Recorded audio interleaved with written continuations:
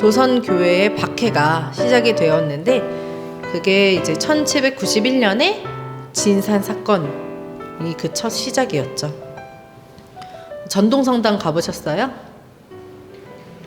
전동성당에 가면은 이제 좁은 순교자상이 또 있잖아요. 그 맞은편에 풍남문. 그래서 풍남문 밖에서 이 윤지충 권상현이 순교를 하게 되었죠. 조상 제사 금지령을 그대로 실천한 이 두 분의 사건으로, 이 진산 사건으로 조정, 그리고 이 조선이라는 유교 사회가 굉장히 큰 충격에 빠지게 되었어요. 정말 상상도 못한 일이었던 거예요. 신주를 이렇게 태운 거, 제사를 안 했다는 거는. 그래서 이러한 사건을 통해서 천주교는 아비도 모르고 임금도 모르는 그런 종교다, 비인륜적인 종교로 인식이 되었고, 박해의 명분을 제공하게 되었습니다. 그래서 이런 진산 사건을 통해서, 이 진산 사건은 이제 이따 뒤에서 다시 좀 보도록 하고요. 이 진산 사건을 통해서 많은 양반 교우들이 교회를 떠났습니다. 제사 문제 때문에. 그리고 중인 이하의 교우들의 역할이 더 커지게 되었어요. 양반의 빈자리를 중인들이 채우게 되었는데, 그때에 이제 윤유일 바오로, 최인기 마티아, 지왕 사바, 강완수 골룸마 등이 이제 교회를 주도하게 되었습니다. 그래서 이들이 다시 성직자를 모시기 위해서, 그 전에 우 레메디오스 신부님을 못 모셔왔잖아요. 그래서 다시 성직자를 모시기 위해서 1793년에 지황사바와 박요한이라는 신자를 북경에 파견을 하게 되었습니다. 이들은 1794년 1월에 북경에 도착했고, 이제 구베아 주교님에게 조선교회의 사정을 전달을 하고 선교사 파견을 다시 요청을 했어요. 그때 구베아 주교님은 주문모 야고보 신부님을 조선에 보내기로 결정을 했습니다. 그렇게 해서 1794년 12월 23일에 주문모 야고보 신부님이 조선에 입국을 하게 되셨죠.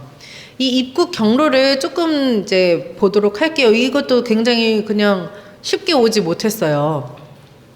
지금처럼 이렇게 쉽게 오갈 수 있는 것도 아니었고,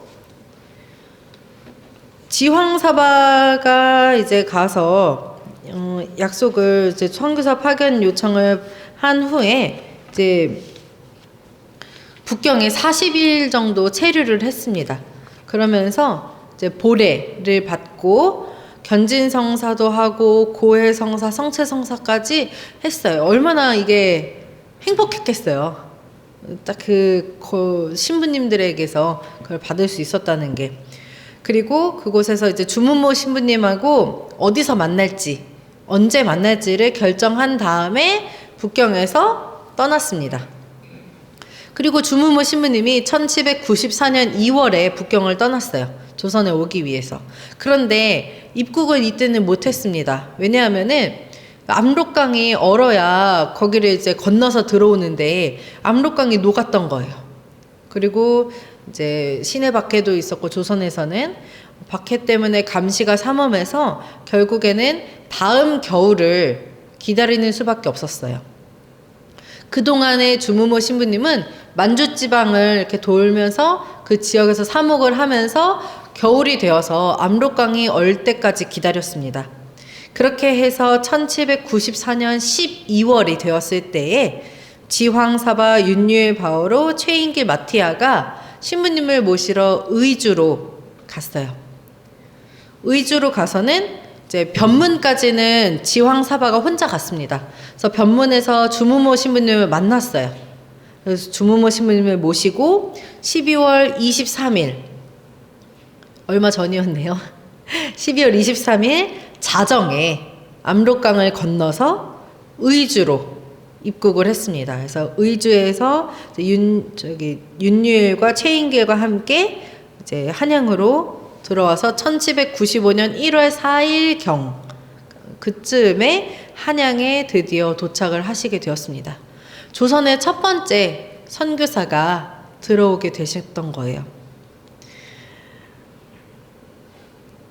이맘때쯤에 주무모 신부님은 한양에 조선에 들어오기 위해 굉장히 노력을 하셨던 거죠. 그렇게 해서 조선 교회가 정말 기쁨 가운데서 선교사를 맞이할 수 있었습니다. 최근에 김대건 신부님 영화 탄생 개봉했잖아요. 다 보셨어요? 거기 보면은 사실 저는 김대건 신부님의 일대기도 감동적이지만 이 조선 신자들이 얼마나 신부님을 모시고 싶어 하는지, 그러니까 너무 되게 절절하게 와닿았었어요.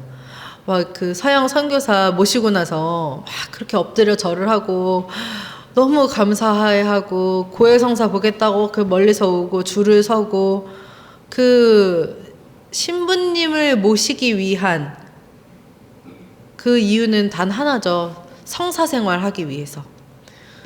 그걸 위해서 선교사를 이토록 기다린 교우들의 이 간절한 마음이 사실 영화를 통해서 저는 되게 그걸 크게 느꼈었어요.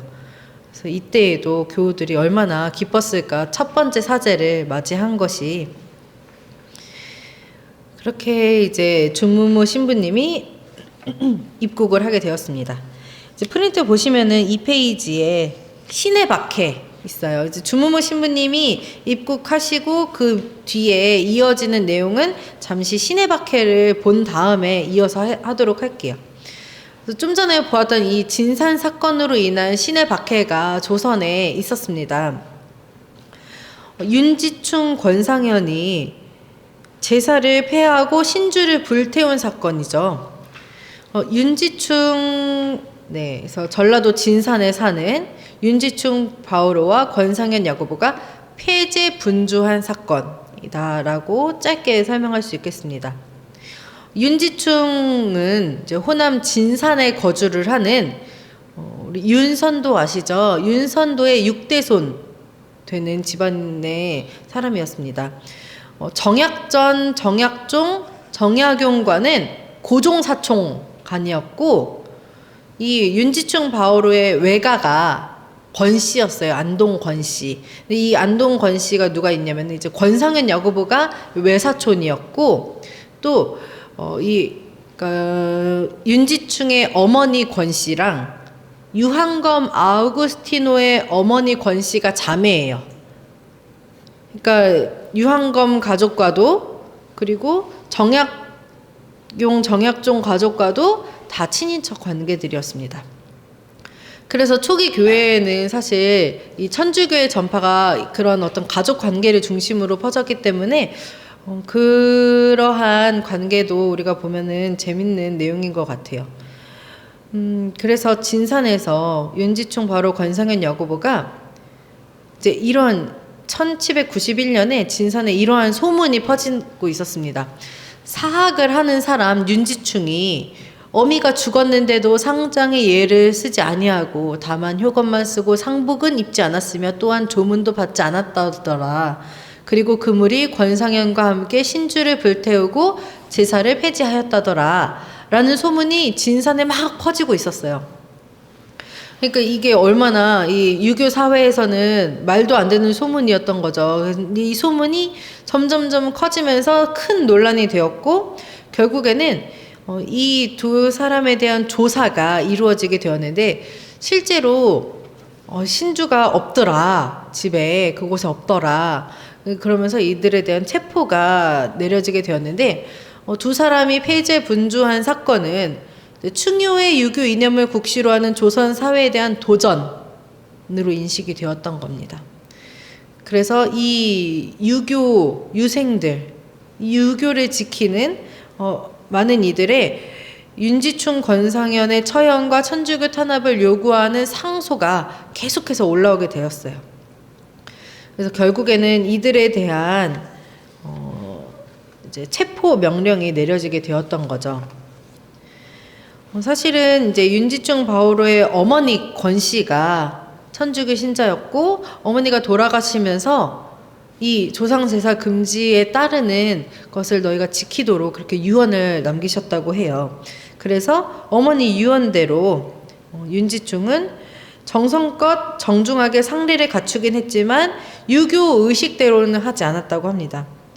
그리고 사실 이제 조문도 이제 받았고, 그런데 뭔가 이 내용이 크게 와전이 되면서 아예 하나도 조문도 안 받고 제사 다 폐지하고 불태워버리고 이렇게 좀 소문이 크게 나기는 했습니다.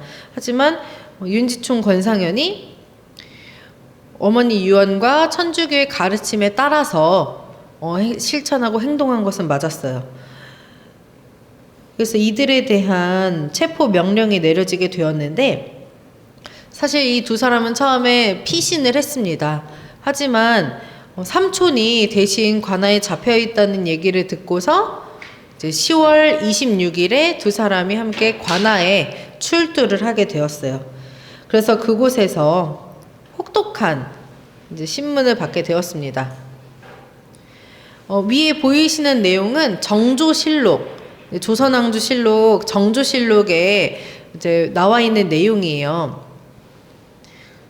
여기 보면은 당시 전라감사가 이들을 신문하면서 알아낸 내용을 보고하는 그런 내용인데요. 이 윤지충 권상현이 이렇게 말을 했다는 거예요. 차라리 사대부에게 죄를 얻을지언정 천주에게 죄를 얻고 싶지 않았다. 천주를 큰 부모로 여기고 있기 때문에 천주의 명을 따르지 않을 수가 없다. 이렇게 당당하게 신앙 고백을 했습니다. 그래서 결국 집안의 땅을 파고 신주를 묻었다.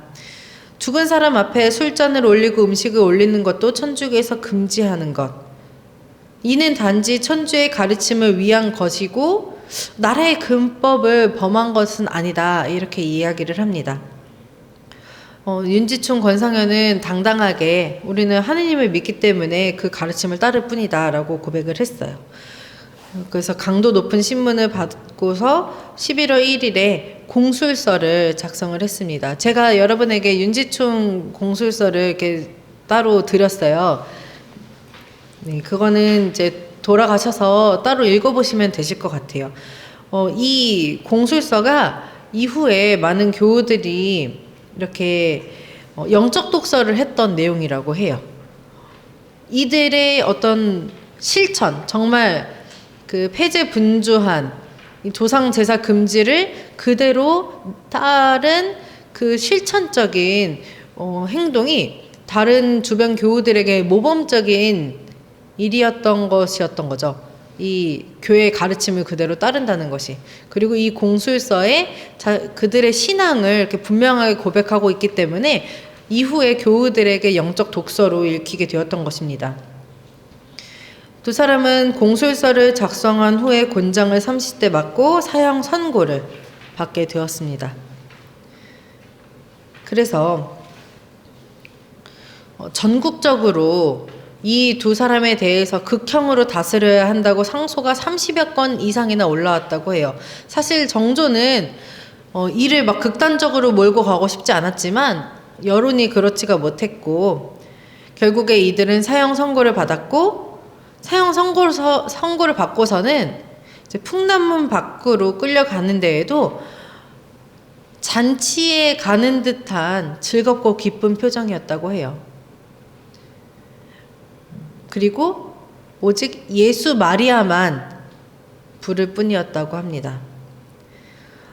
이들에 대한 보고 내용을 보면은 이렇게 나와 있어요. 윤지충과 권상현은 유혈이 낭자하면서도 신음소리 한마디 없었습니다. 그들은 천주의 가르침이 지엄하다고 하면서 임금이나 부모의 명은 어길지언정 천주를 배반할 수는 없다고 했으며 칼날 아래 죽는 것을 영광스럽게 생각한다고 말하였습니다. 우리가 지난번에 을사추도 적발 사건을 하면서 김범우 토마스를 어떤 우리 조선교회의 첫 순교자로 본다고 이야기를 했어요. 그런데 또 사실은 이 윤지충 권상현의 모습은 확고하게 신앙을 고백한, 그리고 정말 이 천주교의 가르침을 따랐기 때문에 순교를 한 첫 순교자라고 볼 수 있겠습니다. 우리가 계속은 윤지충 권상현을 첫 순교자로 보고 왔었는데 이제 김범우 토마스를 하느님의 종으로 그리고 우리가 또 순교자로 이렇게 보면서 이렇게 여기가 처음이다, 저희가 처음이다 이렇게 뭐 구분하는 건 사실 의미가 없는 것 같아요. 어쨌든 모든 분들이 다 하느님을 증거하다가 목숨을 바치셨고 윤지충 권상현 역시 이제 확고하게 자신들의 신앙을 증언을 하고 하느님을 배반할 수가 없어서 목숨으로 기쁘게 그리고 영광스럽게 죽었습니다. 그래서 1791년 12월 8일 풍남문 밖에서 참수형으로 순교를 하셨어요. 거기 이제 프린트 보시면은 이 내용을 조금 더 구체적으로 쭉 서술이 되어 있어요. 그래서 여기 보면은 이 두 분이 순교한 후에 기적이 일어났다고 나와 있습니다. 이분들이 순교를 하시고 9일이나 지났는데도 그 추운 형장에 참수된 목침과 명패에 튄 선혈이 그대로였다고, 얼지도 않고 너무 지금 순교한 것처럼. 그리고 또 형장에 모여있던 교우 중에 다 죽게 된 환자가 있었는데 순교자들의 피가 묻은 명패를 담갔던 물을 마시고 병이 나았다. 그러니까 예전부터 순교자들을 이렇게 현양 가까이서 모시고 그들의 모범을 통해서 또 기적을 체험하는 그런 사례들이 있었던 거예요. 그래서 외교인들도 모두 다 경탄을 했고 이후에 이 두 사람에 대한 사실을 북경 주교님에게 보고를 하면서 이 주교님께서는 이 사실을 감동하면서 이 일을 또 교황청에 보고까지 하셨습니다. 그래서 윤지충 공술서, 제가 여러분에게 드린 이 공술서가 갖는 의미가 좀 몇 가지 있어요. 이 공술서에는 어떤 내용들이 있냐면 요약하자면은 하느님은 큰 부모다. 신주는 그냥 장인이 나무를 깎아 만든 것뿐, 그냥 나무 조각일 뿐이다. 진짜 효를 하는 것은 덕행을 닦아 이 덕행이 그 부모에게 미치게 하는 것이다. 양반의 지위를 박탈당할지라도 양심을 거스를 순 없다. 양심적으로 그것에 승복할 순 없다. 천주교를 믿는 것이 국법을 거스르는 것은 아니다. 이 어떤 사대부의 이런 예에는 거슬렀을지라도 그것이 조선 국법을 거스른 일은 아니었다라고 이야기를 합니다. 그래서 이 윤지충 공술서는 또 이후에 상제상서의 기초가 되는 그런 중요한 또 자료이기도 합니다. 그래서 이 일로 일어난 신의 박해, 1791년의 신의 박해는 어떤 결과, 어떤 영향을 미치게 되었는가 이렇게 조금 보면은 천주교인은 아비도 모르고 임금도 모르는 금수에 도를 하는 사람들이다. 이런 낙인이 찍혀버리게 되었어요. 그리고 양반층 신자들이 많이 교회를 이탈했습니다. 제사 문제 때문에. 그래서 여기서 보유론적 신앙이 갖는 한계성을 발견하게 되는 거예요. 이게 이제 유교 사회의 이 신자들이 인식을 하게 된 거예요. 유교와 천주교의 근본적인 차이가 있다는 것. 그러면서 많은 양반층들이 떠난 것처럼 이 한계를 두고서 후퇴를 하느냐, 그러니까 이 신앙과 결별을 하느냐, 아니면 이것을 넘어서는 정말 참 신앙으로 가느냐 하는 그런 선택의 기로에 놓이게 되었습니다. 이 양반층 신자들이 떠난 그 자리를 중인과 서민들이 중심이 되면서 좀 천주교가 민중적인 그런 성격을 띠게 되었어요. 그리고 이 여파로 신의 박해가 일어나면서 이승훈, 이존창, 권일싱 등이 체포되기도 했고 이후에 천주교에 대한 탄압이 강화되면서 조선 내에 있는 서학서들은 다 소각이 되었습니다.